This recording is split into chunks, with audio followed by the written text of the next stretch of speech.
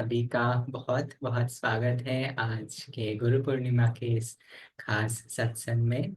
और चलिए हम गुरु वंदना और एक भजन के साथ आज के इस सत्संग की शुरुआत करें।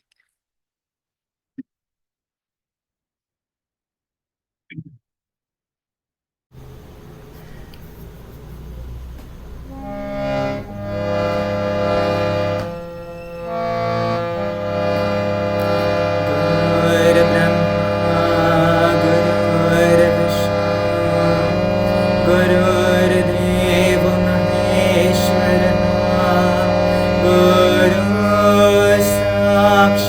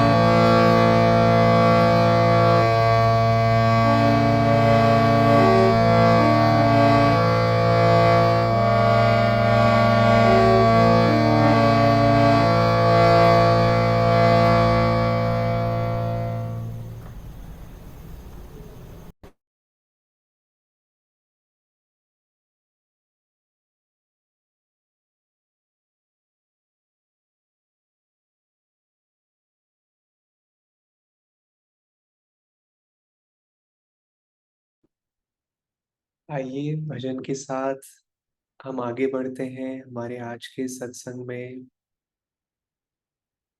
अपने आप को, अपनी ऊर्जा को केंद्रित कर लें, मन को शांत कर लें, गुरु को आमंत्रित करें, उनकी चेतना को आमंत्रित करें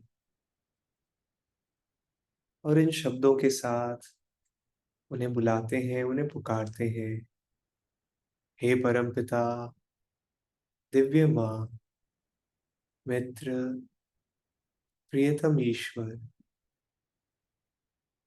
जीसस क्राइस्ट, बाबा जी कृष्ण, लाहिड़ी महाशय, स्वामी श्री युक्तेश्वर जी, प्रिय गुरुदेव, परमहंस योगानंदा जी, मित्र और मार्गदर्शक स्वामी क्रियानंदा जी और सभी धर्मों के महान संत, हम आपको नमन करते हैं और आपको आमंत्रित करते हैं हमारे सत्संग में, हमारी आज की साधना में और हमारे जीवन में। हम अत्यंत आभारी हैं आपकी शिक्षाओं के लिए और आपकी चेतना के लिए हमारे इस जीवन में। ओम शांति शांति शांति। क्यों ना हम एक दो भजन और करें और फिर एक छोटा सा ध्यान करते हैं और फिर आगे प्रेरणा में कुछ प्रेरणा शेयर करेंगे हम, मैं, रमेश और आलोक जी। और जब हम इन भजनों को अब गाएंगे, जो हम गा रहे थे और आगे भी गाएंगे, कोशिश करें कि ये सिर्फ शब्द ना हो।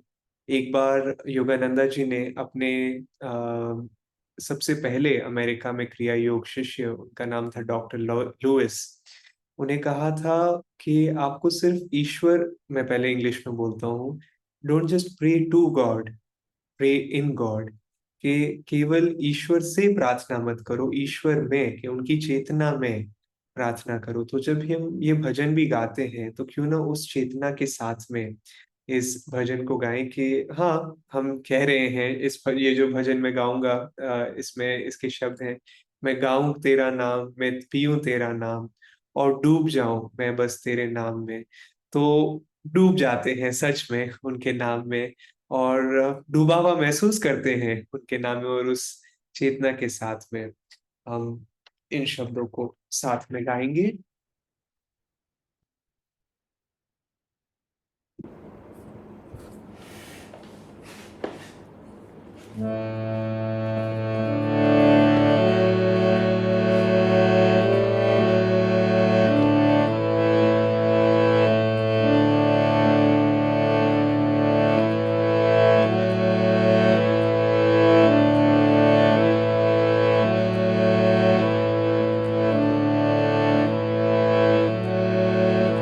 मैं गाऊं तेरा नाम, मैं पीऊं तेरा नाम और डूब जाऊं मैं बस तेरे नाम में।